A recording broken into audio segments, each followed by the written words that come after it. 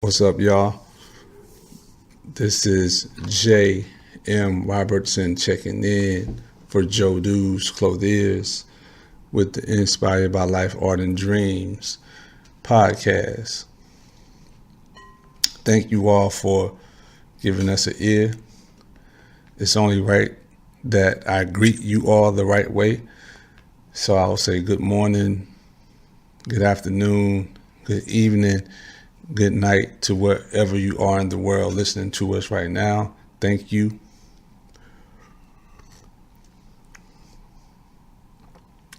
This year, hold on for 1 second.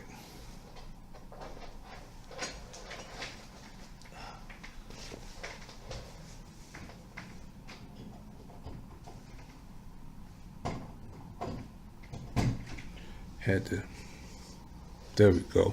Plug the computer up.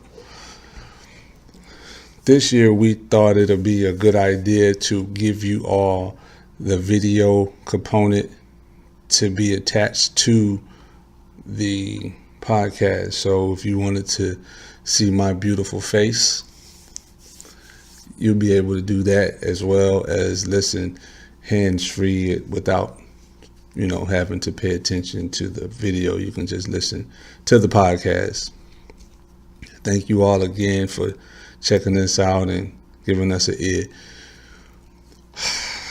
So this is the first one for 2019, and I told myself that I wouldn't do a podcast until there was something of relevance, something that was worthy of being talked about, in the sea of content that you can consume in a day or a week. We just didn't want to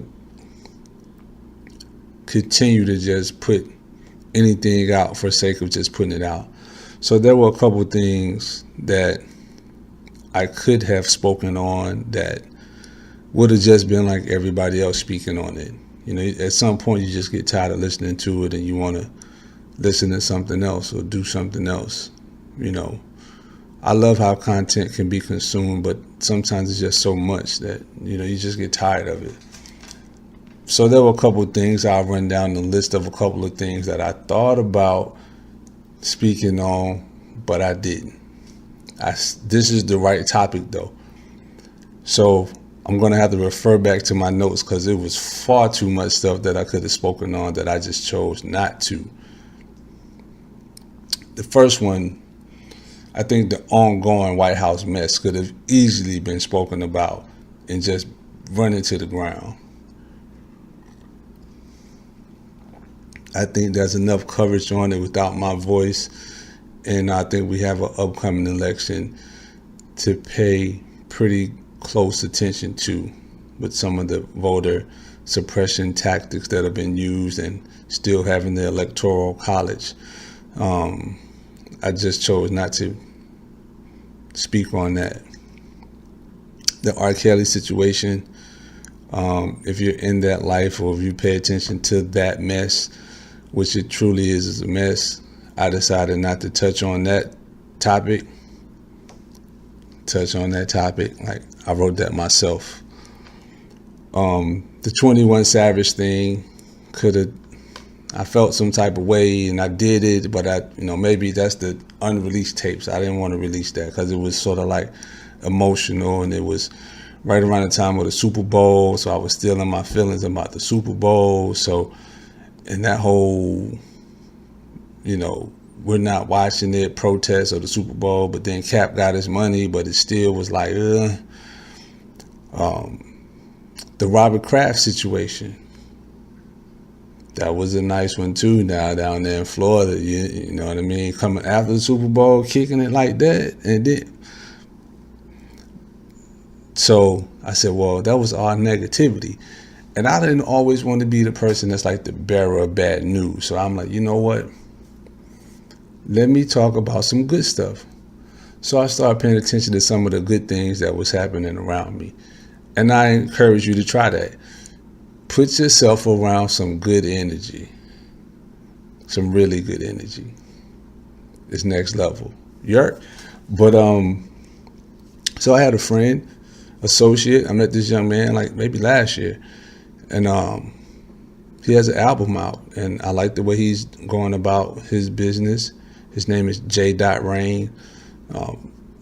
He's from my hometown, so that is, you can support everybody from your hometown because what they do may not align with what you're doing. But I like what he's doing.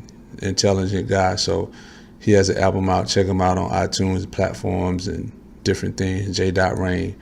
Friend of mine, Daytona. We've been friends for a while. The kid Daytona.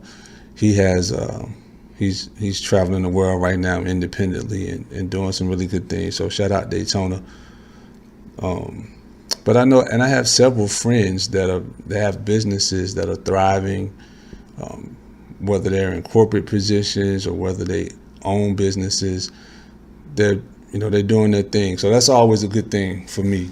And I try to surround myself with as many of those people as possible. So that was how I was feeling for a minute. But and the blackface joints with the fashion and all that. Ooh, I could have really went in on that one, but I just kind of sat back and, chess moves, you know what I'm saying? Like sometimes things are like distractions and you need to concentrate on you. So I just concentrated on me and what I'm doing. Like that was too much, but hey, H&M did it and ain't nothing changed. So, I ain't going to speak on that either. But this one in particular got my attention. This topic. And I'm not going to keep you long with the 7-minute mark. So I'm going to try to keep this around about 10 to 15. So bear with me. I'm going to try to put some energy into it so it ain't just me blabbering, because I might not be telling you anything that you don't know. But listen closely. Check it. So, this college scandal is a good one. It's a real good one.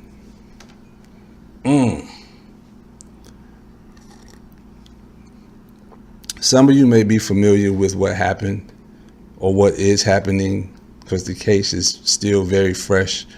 But there's been an FBI investigation into an admissions scandal to some of the more higher ranking, and I'll say that because rankings are like politics too. When your name is on that list, it matters to the bottom line, but we'll get to that. But people have been paying to have people take tests for their kids. They've been through various means getting them into certain colleges that maybe they would not have been able to get into solely based off their grades or their experience or whatnot. And some of the names of the schools, I won't read the list, but some of the names of the schools are very impressive. And in the process of paying attention to how this is so like a black eye to college, I want to name this episode College or Bust, because it seems that in this day and age, and I say 2020 because I feel like 2019 is almost over, but that's just me. But I like saying 2020 anyway. I just feel like, this is 2019, but I just feel like in this day and age and era that college is just not what it used to be in terms of unlocking the door to success. That's a good name too, Door to Success. I may name my book that. I'm working on the book. But my era, I was born in the 70s. Coming off of that era with school and being able to participate and attend some of these colleges was a thing where it was like, you're able to go to college now. Well, you've been able to go to HBCUs for a while, but now you're able to go to predominantly white Institute of Higher Learning. So let's march ahead. With that being the key, that could open up the door to success. And I think we probably not going to regret going, those of us that did go. Whether you finished or not, I think there's something said about some of the soft skills and things that you learn about yourself and about other people when you go to college that's beneficial long term. The degree is a whole nother thing, right?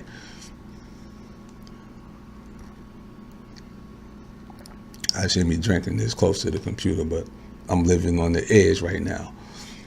But I'm drinking my coffee close to my computer. But if you listen to the podcast, you didn't see that. But go to YouTube channel, and then you'll be able to watch it to see what happened. But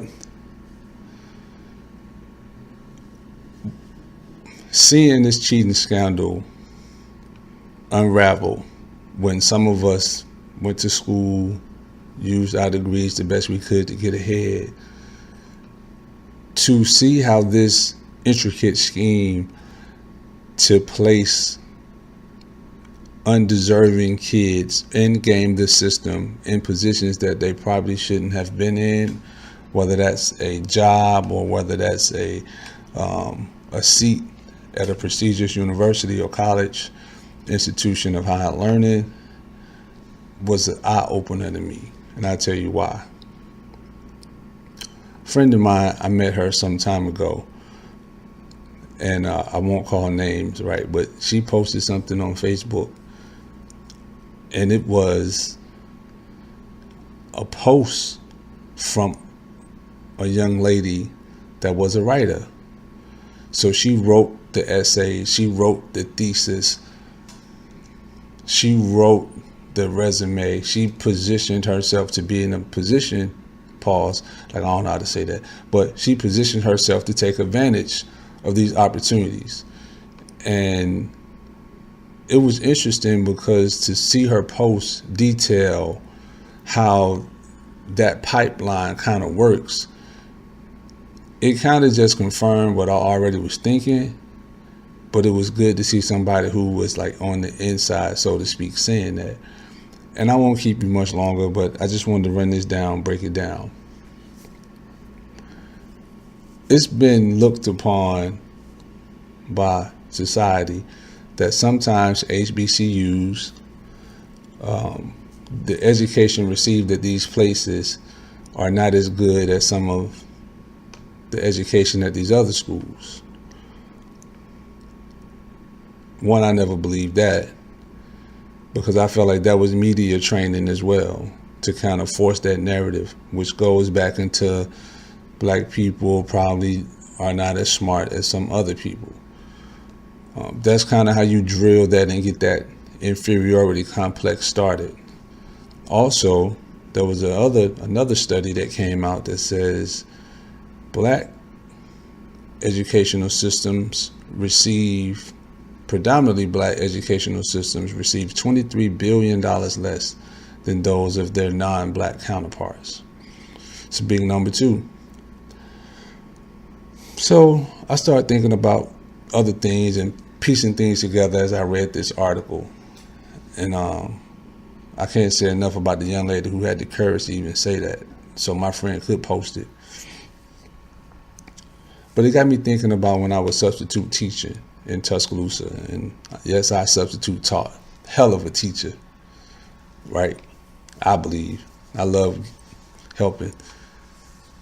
But I substitute taught at every school, every grade level, third, kindergarten, all the way up. And I started to see what they mean when they say the pipeline to prison. Like, from the pipeline to prison, a lot of times starts from not performing in the classroom, getting into a little trouble in the spiral. And I started thinking about all these different things and how they were connected. And in this article, it talked about how the pipeline started, like going to a prestigious school, getting the job, which gives you the resume and the salary history, which pretty much starts you on the path to success. And that's what it made sense why they were paying so much money to get their kids into school. And so I said, wow, changing scores, paying somebody behind the scene. And I said, yo, that scale is tilted, because whatever I got on my test, I took it on the chin. I was never a cheater. I had to answer to my parents when I didn't perform. Some of that was me, some of that was other things going on. But I took whatever grade I got on the chin. I know what I know, whatever, right? And somebody told me one day, they said, if you ain't cheating, you ain't trying. And he know who told me that. But I never really felt like that either. But I just looked at this cheating scandal, because that's what it was. You were cheating. It's just like a performance-enhancing drug or something that you're not allowed to take to perform better. You were cheating. And I said, I just don't know if we're really looking at how big this is and how it impacts your life, my life going forward. I use myself as an example. I met this guy probably about 2 or 3 years ago, and he had his own brand, and he was, I would say New York to protect the actual whatever. And I went to his store, and I was like, oh man, got a vibe to it. I knew some people that knew him, so we hit it off. And I was like, I'm in the business too. We were talking, and the guy had this location in one of the more prominent real estate commercial areas for retail. And I was talking, like, ooh, I'm adding up the numbers, and I'm like, dude must be doing numbers, or he got some money backing him, because it costs a lot of money to be in this space. And he eventually told me that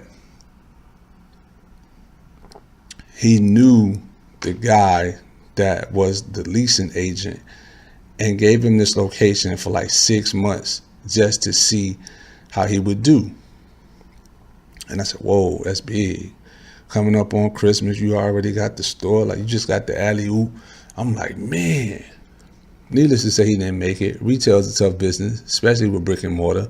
I know how to solve that. So if y'all want to get at me and let me show you how to run a brick and mortar store, I got you. But I came to him and we were talking. We talked about doing some business together, and I fell back because I'm like, nah, because this might help him more. This is going to help me, and then I'm not going to get what I need to get, so I fell back.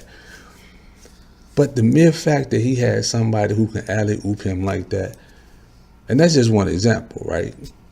I said, yo, one, nepotism is real, but two, it's really about who you know, how they can help you, because everybody taking care of their own, right? And I said to myself, I don't know if the young people nowadays really know, with there being 20 million people, students enrolled in undergraduate studies across the country currently, if they really know what they're competing against. And to see it play out for myself, see it play out for other people who are underemployed, not employed, couldn't find a job in their field of study. My question then turned to, what are we doing to prepare them? Because the tables seem to be just as tilted as they were before. And this is for my young people. So if you're listening to this podcast episode may not be for you, or maybe. But the question to them was, what are you prepared to do? Because I remember very clearly when I was graduating from getting my MBA, shout out to Clark Atlanta University. One of the slogans that I don't know how that became the official Clark anthem, but it's find a way or make one. And I'm so happy that I went to a school like that with that type of motto, because you may be one of the lucky ones that find employment, gainfully employed, doing something you want to do. Some of us may not. And I had my job opportunities. Some I wanted, some I didn't. Some things just don't align the same way for everybody. And I just truly believe that this is what's meant for me to do, which is to own my own brand and sell the vibe and design and manufacture and position Joe Dudes Inspired by Life, Art, and Dreams as a prominent brand, especially given the things that we've seen with some of these other prominent brands or brands that we like. But my question became to, what are you going to do? What are you prepared to do? It's for the young people. What are you prepared to do? Because if someone can get into Yale, or let me stop calling names, if they're able to get into one of these schools, and because it's in this top 25 or whatever, and their resume gets automatically pulled out of some algorithmic software that pulls resumes from these schools before they pull resumes from other, how are you going to even compete? Like, you're not even going to be able to compete.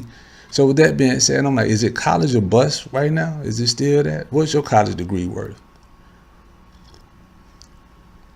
Phone lines are open. I'm going to put the number up. We're going live. We're going to let you. No, I'm just playing. This is not live. And no, we do not have a phone line. But I want to know. Because I know people from all walks of life that maybe they went to school, got some form of education after high school, maybe got a certificate, maybe they're a painter, maybe they're a restaurateur. They got experience from other places other than college, and they seem to be doing fine. So I would like to ask you, because we kind of seen that the college thing at this point has been purchased for some people. Some of the more prominent people, some of our former presidents and current presidents, had questionable grades, questionable ways that they got entered into the prestigious university and went on to achieve other things. So my question to the young people, what are you prepared to do? I have nephews I worry about it. What y'all going to do when you go to college and you play ball? Look at those college athletes that don't go pro every year. What they going to do though? And the scales still aren't tilted in your favor. What you gonna do? I'm at the 22 mark. I got 2 more minutes in me.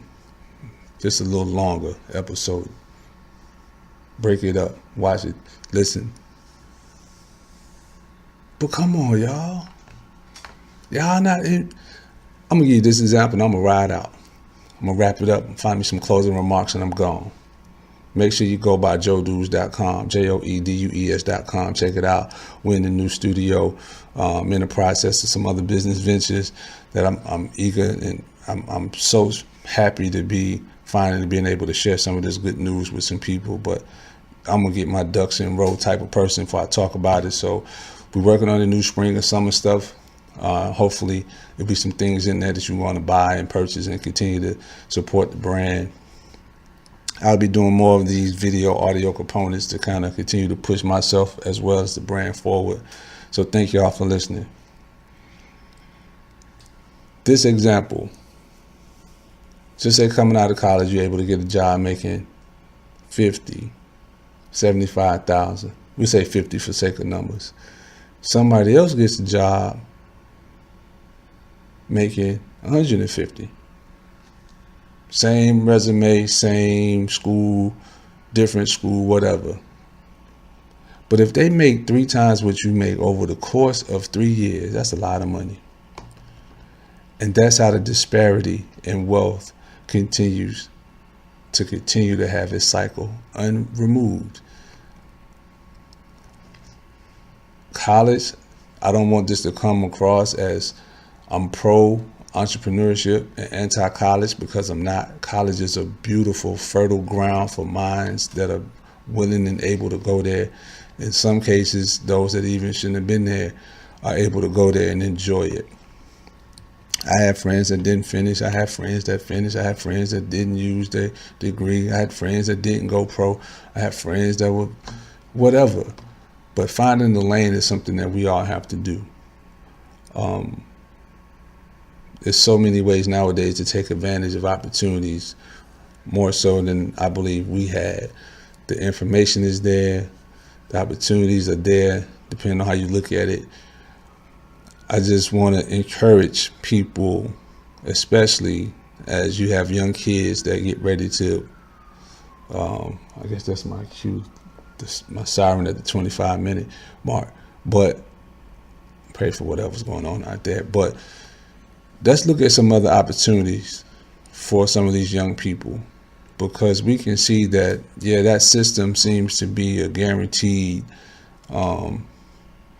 key, as Khaled would say it. Shout out to DJ Khaled. That's a major key. College is, absolutely. But you gotta know what you're getting in for. I interviewed a young guy the other day, and I hope you don't get mad at me using him in this podcast as an example. But he applied for a position with me. I interviewed him, and he told me that he had applied to 300 jobs and hadn't gotten one call back. And I shared that with some other people, and they said 300. I was up in the thousands. And he told me that I was the only person that gave him constructive criticism about his portfolio. Nobody even looked at his portfolio. He didn't even get a call back. And I've heard that story so many times that my question to the parents and also to the young people is, what are you prepared to do?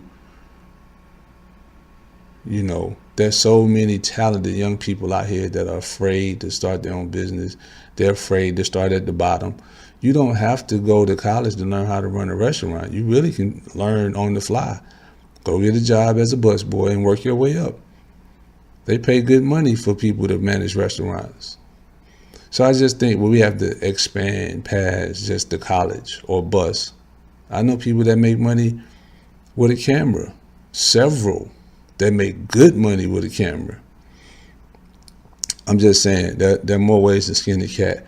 And as my mother always says, is everybody's fruit doesn't fall off the tree at the same time. This is J.M. Robinson. I'm signing off for the Inspired by Life, Art, and Dreams podcast. Hopefully I've shared some words with you, inspired you in some shape, form, or fashion. I appreciate the listen, the look. This will be, hopefully, depending on how this video turn out, will be made available on the YouTube, so you can look at the video, watch the video, see my facial expression and the passion that I have for things like this. But that's that. Signing off. Make sure you check the brand out. Follow on IG. Subscribe on YouTube. I don't do too much content, but I'm trying to step it up. So yeah, that's that. Inspired by Life, Art, and Dreams podcast. J.M. Robinson signing off. Salute.